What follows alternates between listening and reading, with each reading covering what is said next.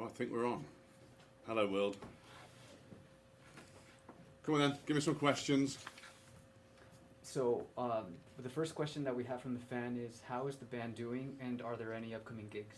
Yeah, I mean, everything's going well, actually. We've been rehearsing pretty solidly the past sort of 2.5 months, really, once we realised that we were actually getting a release on this.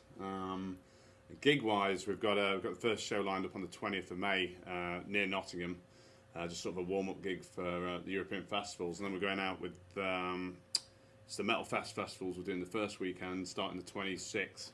I think we're playing the same days as Arch Enemy are on the Metal Fest shows. I think we've got, I think it's Switzerland first, Germany, and Austria the first weekend.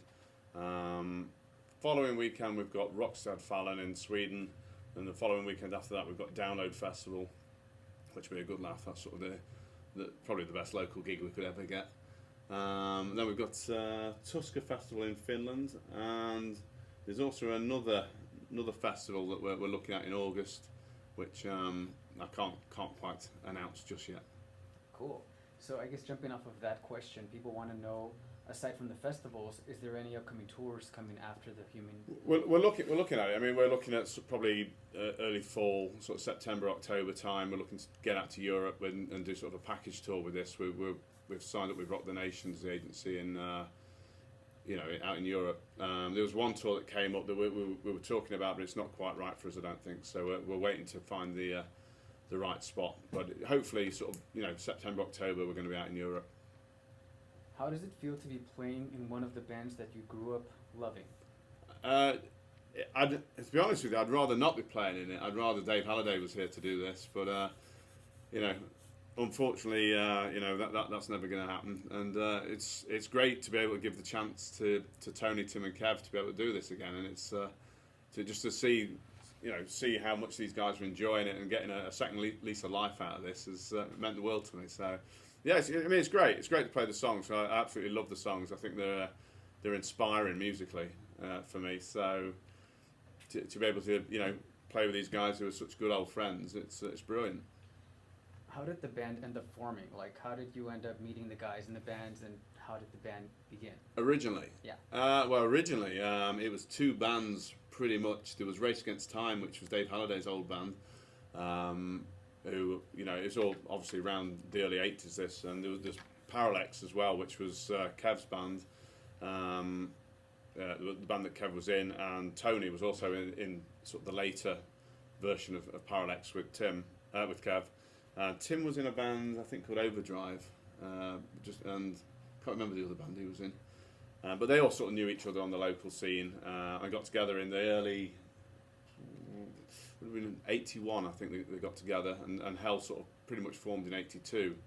And I first met Dave Halliday through a friend of mine who was at school. He was having guitar lessons with Dave, and I was desperate to play guitar. I was a budding 12-year-old guitar player, and I used to see my friend John walking backwards and forwards from school with his guitar, and I basically pestered him to give me Dave's details, and I ended up meeting this guy who was an absolute lunatic. But a great guy and a great guitar teacher. So I had lessons off him for 5 years until I was 17. And he actually, Dave introduced me to Fraser, the bass player from Sabbath, at a local show, and we actually met Simon, the drummer of Sabbath, through Tim.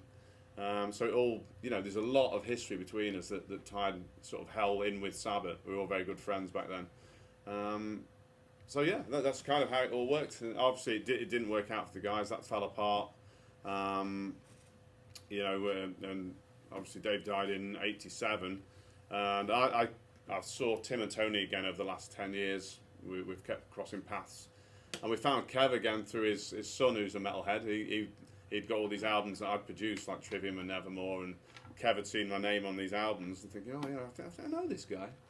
So they got back in touch, and it was great. And we've spent the last 3 years just re-recording these songs, all in downtime when I've been between America and the UK. And we've probably spent, I think, about 12 weeks on it in total. But yeah, it's great. It's really, really good, and it's something that I needed to do just to get Dave's name out there a little bit and give these guys a crack at it, because I always felt that they they're one of the few bands that I knew that never got the break that they should have had. So hopefully it's their time now. All right. So, does the band listen to newer acts inspired by old school heavy power, death metal, and new wave of British heavy metal? Any interest in bands like Atlantean Codex, Lamp of Thoth, The Gates of Slumber, or Slowfect? Well, we know that Lamb of Thoth, they did a version of Bedtime, which was an old Race Against Time song, which was quite good because Dave Bauer mimics it quite brilliantly now in rehearsals. So yeah, I think they're coming down to the show as well on the 20th. So it'll be interesting to meet those guys.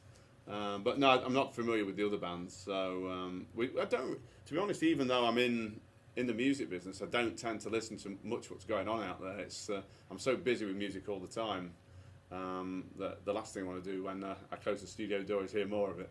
Yeah, for sure.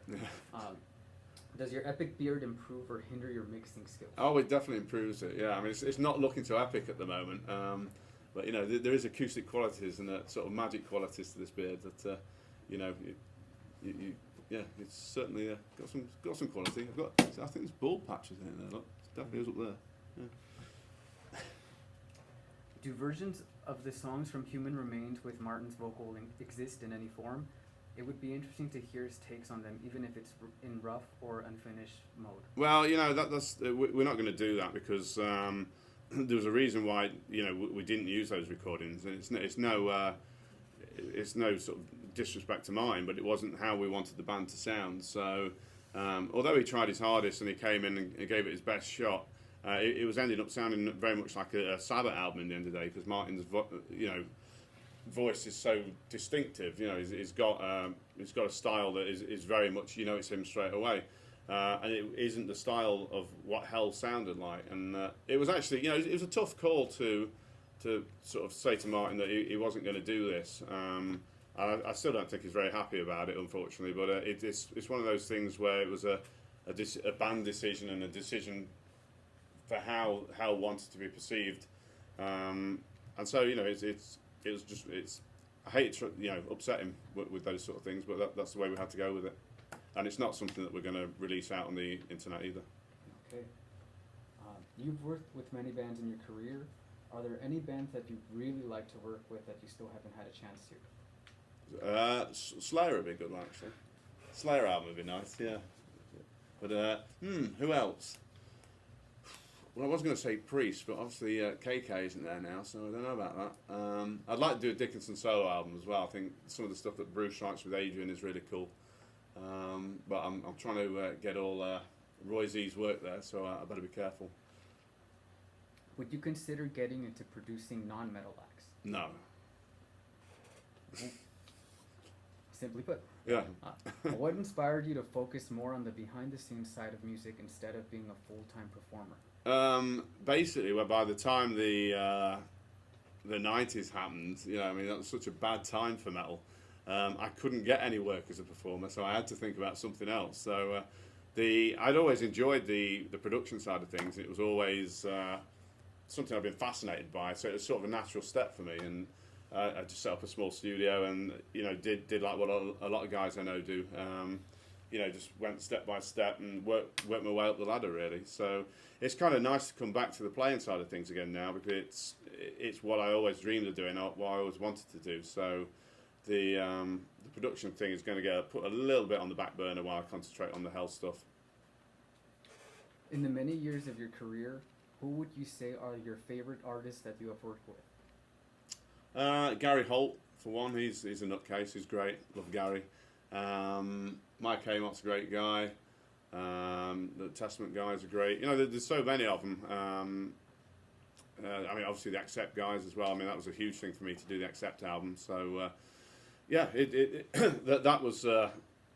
was quite a good learning curve as well, doing the Accept album, because they're a bit more sort of old school and a little bit more of the older thought into the songwriting than what a lot of the thrash guys do. It's not just riff after riff after riff. It's actual proper structure and songwriting, which I think is sadly lacking in a lot of metal these days. So that was pretty amazing to do that. Cool. So the last question that we have that a fan submitted was, what is coming up next for Randy Sneap? Hell stuff, really. It's the I say we're doing these festivals. I've got solid rehearsals. Literally, when I get off the plane tomorrow, drive straight from Heathrow to rehearsals all night. So that's going to be I'm going to be in good shape at that one. And then, like I said, these festivals that are coming up. I've got hopefully a Testament album coming up if they can get some songs finished off. We're looking at that probably late summer if it works out. And there's some Accept stuff later on in the year as well. I think we've got some questions coming in here. What's going on here? Let's have a look. It's still live, right? Yeah. And now it's time for a little product placement. Oh, not the Raisin Bran Crunch. God. You know, hang on a minute. This stuff, right? What's with that on it? Have you done that? I like that. That's a nice touch. It's a special satanic Yeah, edition. you know, I can't even think about eating this stuff again. In fact, it was it was one of you guys that sent me this, wasn't it? Who sent me this stuff? Kellogg's? Yeah, the Crunch. No, I wrote to Kellogg's to try and get this in the UK, and they won't send. But I got 19 boxes of this sent, and God, my intestines after eating through 19 boxes, I cannot recommend it. Try that with some long haul fights, see what happens. Not going near it.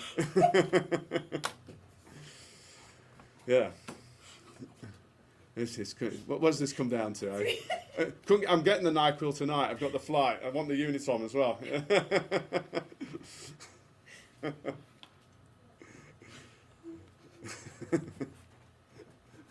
Get out.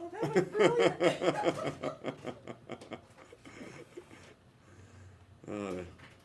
What's my favourite go-to plugins for mixing? Well, there's obviously Metric Halo is great. Yeah, the Metric Halo channel strip, the Sony Oxford stuff's great as well. The Wave stuff, obviously the C4 gets me out of trouble a lot of times. Really liking that Ozone 4 for mastering as well. I think that's a great plugin.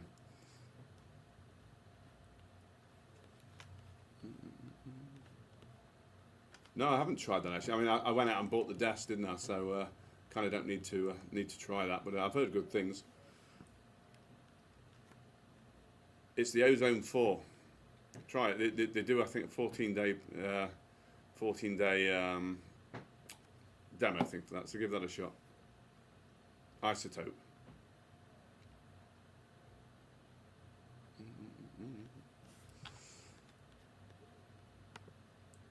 Have I got to plug things now? Sorry? Oh. Have I got to read this out? Yeah. Apparently the pre-order's $10. First 100 orders get an autographed poster even as well. There you go. How about that? It's quality. Look at that. Look at the quality on that. There you go. Quality hell posters. And you can order all this. Where is it? Is that the one? store.nuclearblastusa.com. Yeah, and it's out on the 13th in Europe and 17th of May. Obviously out in the States, and hell-metal.com for obviously more hell stuff coming up soon.